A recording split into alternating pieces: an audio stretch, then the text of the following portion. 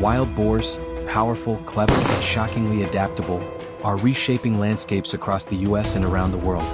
In this video we'll dive into why feral hogs, also called wild boars or feral pigs, have exploded in number, how they threaten farms and ecosystems, and what ethical, effective hunting and management look like.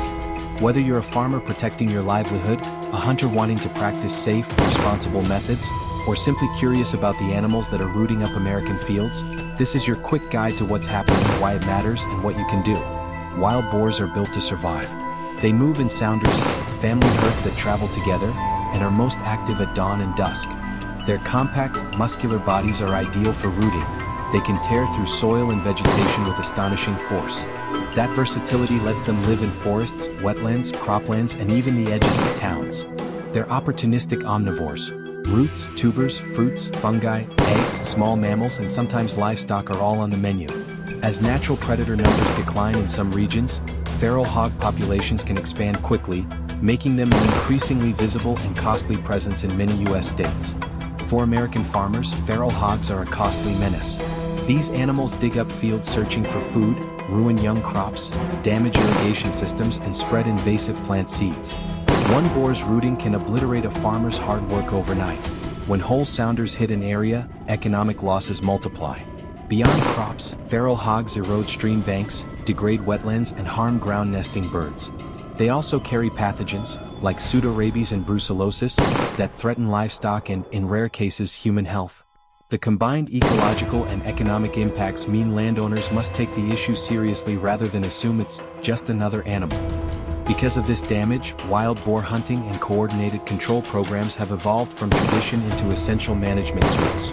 When practiced legally and ethically, hunting reduces hog numbers, protects farmland, and supports local management via license fees and organized removal programs. Effective efforts typically combine hunting with trapping, exclusion fencing, and ongoing monitoring. Responsible hunters follow state regulations, avoid baiting in prohibited areas, and work with landowners and wildlife professionals so their efforts don't simply scatter groups and worsen the problem. Hunting wild boar demands respect and preparation. These animals are powerful, unpredictable, and often travel in groups that can overwhelm a lone hunter. Thick hides and sharp tusks make close-range encounters particularly dangerous, so maintaining distance and using precision shots is critical. Tracking skills, reading trails, understanding sounder behavior, and scouting ambush points with clear escape routes are essential. Ethical field craft means taking only safe, humane shots, quickly recovering game, and processing animals properly so meat is safe to eat. For new hunters, mentorship and guided hunts are invaluable for learning these skills. Public attitudes vary. For some, boar hunting is a tradition and a source of food. For others, it's a necessary conservation measure against an invasive species. The best outcomes come when landowners, hunters, and wildlife managers collaborate on strategic plans that include population monitoring, scheduled removal during high-risk seasons, and community reporting systems.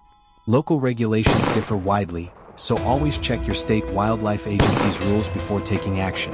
A coordinated approach beats scattered, ad hoc efforts every time. Safety is non-negotiable. A moment's hesitation or a misjudged shot can turn a tense encounter into a life-threatening situation, because a wounded boar may charge aggressively. Use appropriate firearms or traps, wear protective gear, and have a clear exit plan. When hunting in groups, establish communication protocols, designate shooters, and review contingency plans before you head into the field. Proper training and situational awareness keep both people and dogs safer. Control measures extend beyond rifles and traps. Corral and box traps can capture multiple hogs at once and are especially useful near farms. Electric and reinforced fencing helps protect gardens and small acreage operations. Habitat modification, removing food attractants like unsecured feed, fallen fruit, and open garbage, reduces the chance boars will frequent human-dominated areas. Combining methods across neighboring properties and sharing sighting data enhances long-term success and avoids moving the problem from one landowner to the next. Many hunters prefer winter months for organized drives. Shorter days, firmer ground, and leafless cover all improve tracking and visibility. Winter drives can concentrate sounders around remaining food sources, making coordinated removal efforts more effective. However, cold weather hunts require extra planning. Layered clothing, hypothermia awareness, safe transportation of harvested animals, and secure packing of meat. Pair winter strategies with year-round reporting and monitoring to get the biggest results from community efforts. If you plan to eat wild boar, handle the meat responsibly. Wild pork is leaner and richer than domestic pork and tastes great when slow-cooked, brined, or braised to tame gamey flavors. Popular dishes include pulled wild boar barbecue, slow-roasted shoulder, and hearty stews.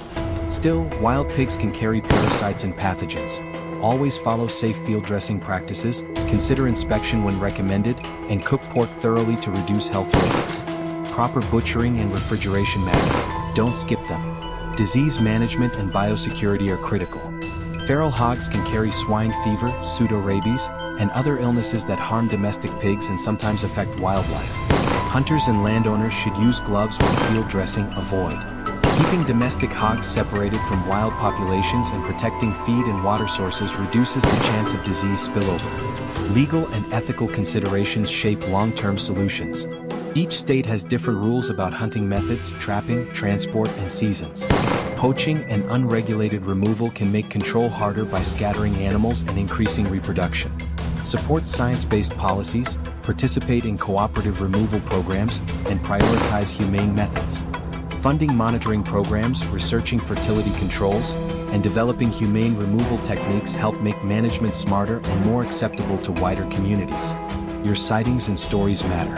Document damage with photos, note GPS locations, and report patterns to state wildlife offices or agricultural extension services. This helps prioritize responses and target resources. Join local hunting and conservation groups, volunteer for coordinated removal efforts, and support licensed professionals who follow regulations. If you're considering participating, get trained, respect private property, secure proper permits, and always put safety first. Wild boars are a tough, fascinating, and sometimes destructive species that test our land management systems and hunting ethics. With coordinated effort, responsible hunting, smarter trapping, habitat changes, and community reporting, we can reduce their impact while balancing wildlife values and human needs. Subscribe for practical field and updates on feral hog management, and tell us in the comments.